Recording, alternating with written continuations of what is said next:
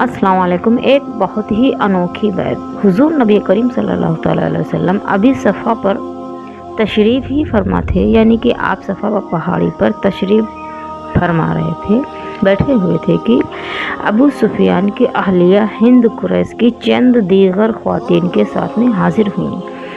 मतलब अबू सुफियान की बीवी और चंद औरतें उनके साथ में आ गईं और इस्लाम पर बैत की, यानी कि इस्लाम को कबूल किया। हज़रत उमर फ़ारूक रज़ियल्लाहु ताला अन्हु हुज़ूर नबी करीम सल्लल्लाहु ताला अलैहि वसल्लम की तरफ से इन औरतों को तलकीन फरमा रहे थे।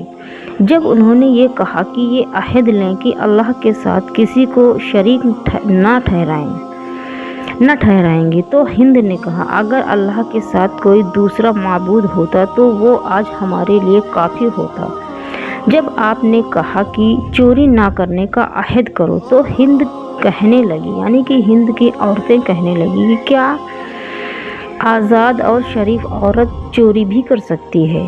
फिर जब आपने फरमाया कि बदकारी ना करना, तो हिंद कहने लगी, या रसूलुल्लाह सल्लल्लाहु अलैहि वसल्लम, क्या आज़ाद और शरीफ औरत बदकारी भी कर सकती है?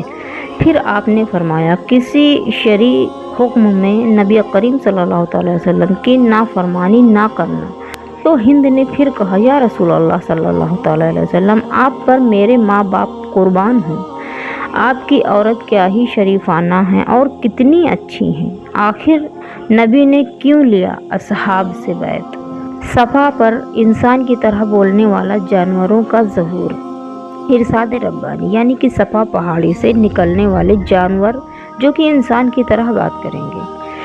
और जब इन पर, यानी कि जब इंसानों पर अजाब का फरमान पूरा होने का वक्त आएगा, तो हम उनके लिए ज़मीन से एक जानवर निकालेंगे जो उनसे गुफ्तगू करेगा, क्योंकि लोग हमारे निशानियों पर यकीन नहीं करते थे। हुजूर नबी करीम सल्लल्लाहु अलैहि वसल्लम ने इरशाद फरमाया कि नेक आमाल करने में जल्दी करो, और इससे पहले कि सूरज मगरिब से तुलू हो और दज्जाल का ज़हूर हो और ज़हूर उसका बोलने लगे, बोलने वाला जानवर निकल आए। ये जानवर कहाँ से ज़ाहिर होगा, इसके बारे में 3 कौल मशहूर हैं, यानी कि 3 बातें मशहूर हैं।